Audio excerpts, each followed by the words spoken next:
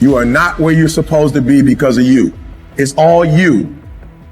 You tell yourself lies, reasons. I'm too tired. I need to rest. I'm too hungry. I'm too full. Something else is more important. I don't have time. Lies, lies, lies, lies. Ask yourself, what remarkably stupid things am I doing on a regular basis to absolutely screw up my life? What would happen if you just stopped wasting the opportunities that are in front of you? Because you're not everything you could be, and you know it. If you keep thinking the same thoughts, keep demonstrating the same behaviors, keep living by the same feelings and emotions, your personal reality is going to stay exactly the same. But if you have new thoughts that lead to new choices, that demonstrate new actions, that create new experiences, that cause you to feel differently, you will begin to walk into a new future. I need you to confront you because you're the one holding you up. I need you to look in the mirror and tell you, you are not going to do me like this no more. You're not going to continue to sabotage me. You're not going to keep procrastinating. You're not. You know you should be further in life, but you keep letting you slide. Hold you accountable and don't let you off the hook. If for 10 years, if you didn't avoid doing what you knew you needed to do, what would you be like? You'd be 10 times more efficient, 20 times more efficient. And you could be way better. You could be incomparably better across multiple dimensions.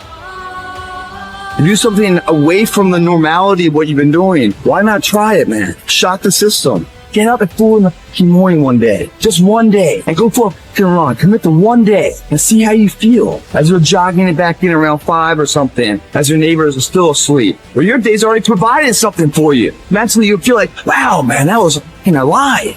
And say, I've got to do this. This is my stuff. This is why I showed up. It's not going to be easy. When you want to change, it's not easy. If it were in fact easy, everybody would do it. But if you're serious, you'll go all out. Yes, I'm going to do something about this situation. You do what it is you're supposed to. You're supposed to build something. You're supposed to create something. I don't know how to do it. Learn. The question is not, is it possible for you to be a millionaire? Is it possible for you to have all your dreams become a reality in your lifetime? Yes, it is possible. But the real question is, have you made the decision? Once you make a decision and you go all in and you say, I ain't quitting until I get there. I ain't giving up. I ain't giving in. I'll do whatever it takes to be successful. And when you make that decision, when you look you in the mirror, when you tell yourself that, look, I'm through, I'll do whatever it takes, I guarantee you, that's the day your dream begins to happen.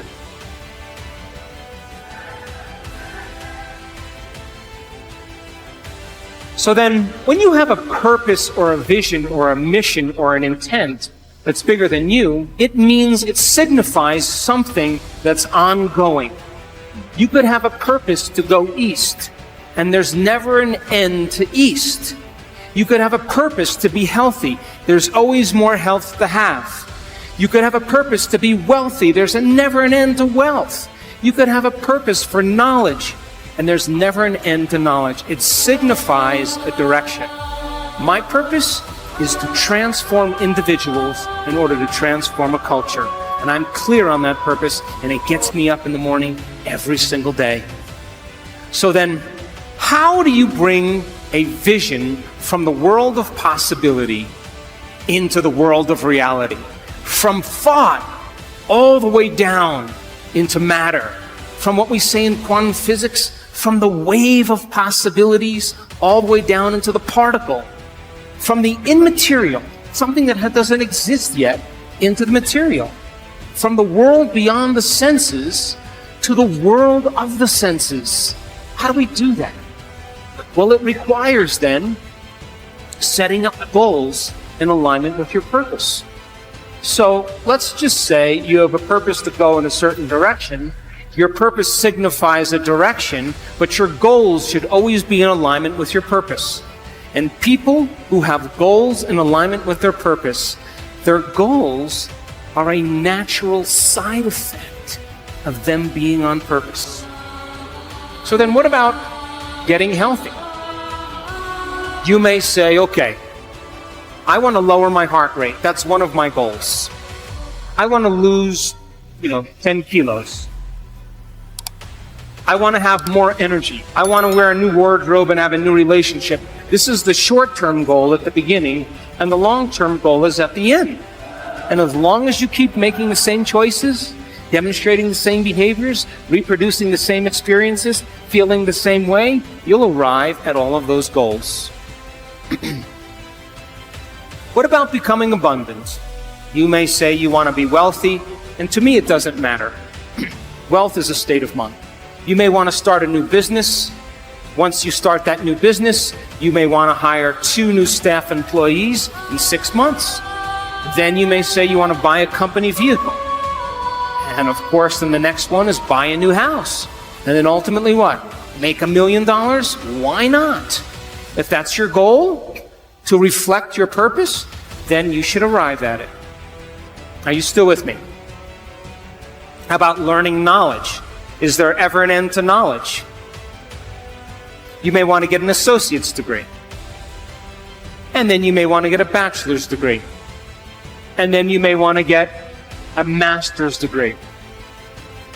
You may want to get a doctorate degree. And then you may want to finally do research. But all of those things are in alignment with your purpose, is it not? Now, I want you to understand that there is a very specific formula for excellence. And the formula requires a person who has a clear purpose. But there are 2 other ingredients that put this together. The first thing is called competence. You know what competence is? Somebody who does something really well. The more competent they are, the better they are at doing so. The third thing is called accountability. Accountability means if you say you're going to do something, you do it. And if someone asks you to do something, you do it really well.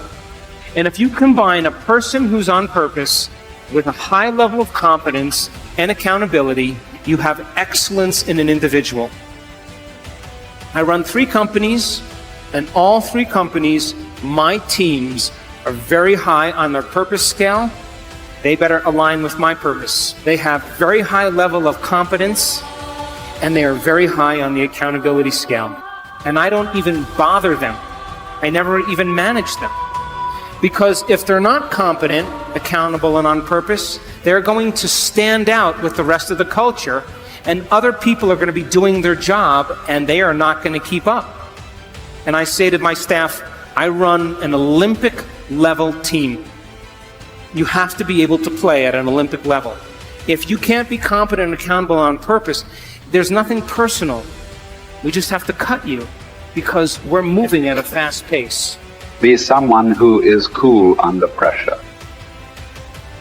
Value serenity instead of outrage. It seems that our culture is moving in the wrong direction here. If you are blessed enough to not be on social media, you might be surprised to learn that the angriest, most passionate public figures are rewarded with the most clicks and biggest audiences.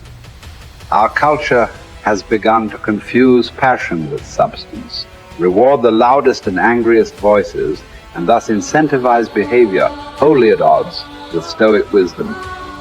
The number of decibels your voice hits as you scream about how right you are is not necessarily an indicator of how much sense you are making. As a society founded on reason and Western Enlightenment ideals, we must hold ourselves to a higher standard. We have to collectively stop allowing emotion and passion to pass for reason and factual debate. The media's goal is to literally challenge your ability to be still. A tough American, intent on improving upon their current self, is not tricked into an emotional reaction by these headlines. You do not write an angry tweet. You do not hurl an insult. You are cool and measured and skeptical. You are curious what the agenda of the journalist might be and what facts or context they might be leaving out. You Seek out a different story on the same topic from an opposing view, and you find out that many of the claims made in the original story were convincingly debunked. And just like that, you are a Zen master of stillness and stoicism. I will not quit in the face of danger or pain or self-doubt. I will not justify the easier path before me. I decide that all my actions, not just some, matter. Every small task is a contribution toward a higher purpose. Every day is undertaken with a sense of duty to be better than I was yesterday, even in the smallest of ways. I seek out hardship. I do not run from pain, but embrace it, because I derive strength from my suffering. I confront the inevitable trials of life with a smile. I plan to keep my head to be still when chaos overwhelms. I will tell the story of my failures and hardships as a victor, not a victim. I will be grateful. Millions who have gone before me have suffered too much, fought too hard, and been blessed with far too little for me to squander this life. So I will. My purpose will be to uphold and protect the spirit of our great republic, knowing that the values we hold dear can be preserved only by a strong people. I will do my part. I will live with fortitude.